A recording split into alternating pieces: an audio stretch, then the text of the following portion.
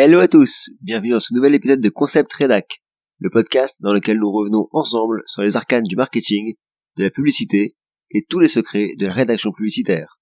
On y parle de ce que l'on appelle couramment le copywriting, ou plus rarement en français le métier de concepteur-rédacteur.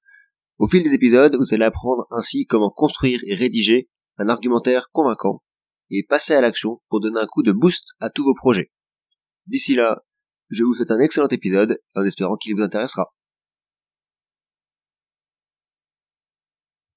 Aujourd'hui, je voulais pousser un petit coup de gueule, tout en restant bien sûr mesuré, mais un coup de gueule quand même. Un coup de gueule contre un préjugé qui existe sur le copywriting. Parce que trop de gens ont une vision erronée du copywriting, ou en tout cas, je trouve, une vision trop réductrice. Alors ça me tenait vraiment à cœur de revenir dessus, et de vous dire ce que j'en pense personnellement, et donc vous dire ce que, pour moi, est le copywriting. Une définition classique du copywriting, c'est le fait que ce soit de l'écriture ou une rédaction publicitaire, donc à des fins marketing.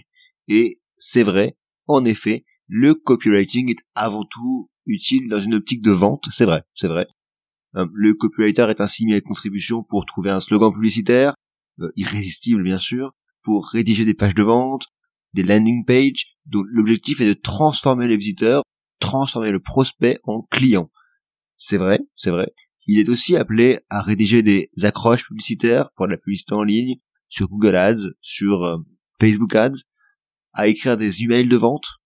Voilà, mais toutes ces différentes applications ne sont certainement pas les seules dans lesquelles la maîtrise du copywriting est utile. Et je pense personnellement que c'est là que la vision du copywriting est biaisée. Le copywriting est très loin, mais alors vraiment très loin de se résumer uniquement à cela, uniquement à cet aspect commercial. Maîtriser le copywriting est en effet, à mon avis, une compétence incroyable. Une compétence qui vous permet vraiment bien plus que rédiger des pages de vente efficaces. Le copywriting ne sert absolument pas uniquement dans un cadre commercial, il s'invite au contraire à chaque étape de votre vie. Dans votre communication au quotidien, au travail, lorsque vous réseautez, et même dans vos contacts avec votre famille, vos amis, à mes yeux, et je suis bien sûr pas le seul à le penser, à mes yeux, le copywriting est un véritable art de la persuasion. Il ne se résume ni au fait de produire du contenu, ni au fait de vendre. Il s'agit au contraire d'une compétence particulière, d'une compétence utile à chaque moment de la construction d'une relation, qu'il s'agisse d'une relation personnelle ou professionnelle. Pour moi, c'est là la principale fonction, la principale raison d'être du copywriting. La seule fonction finalement du copywriting.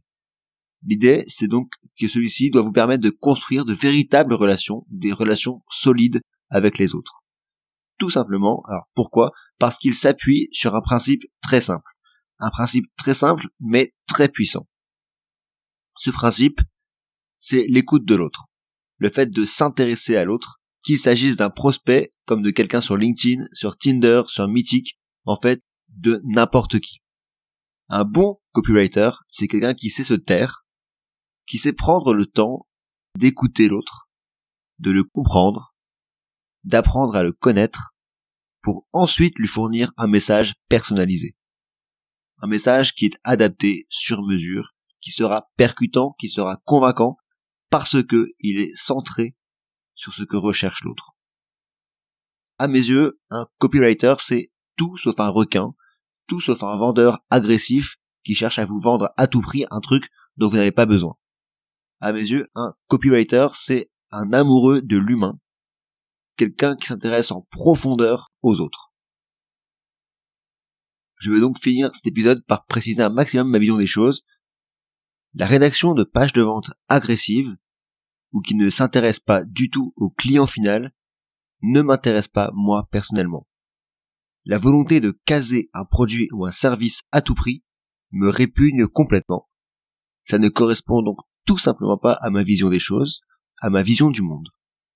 Pour moi, le copywriting a vraiment vocation à être utile, à être un outil au service de causes qui en valent la peine, d'entreprises qui s'intéressent réellement à leurs clients. Sur ce, j'espère que cet épisode de Concept Redact vous aura intéressé. Si c'est le cas, n'hésitez surtout pas à me le faire savoir, à laisser votre avis sur le podcast, et si vous pensez qu'il peut être utile à d'autres, n'hésitez pas à le partager. On se retrouve très vite pour un nouvel épisode. En attendant, portez-vous bien et à très vite.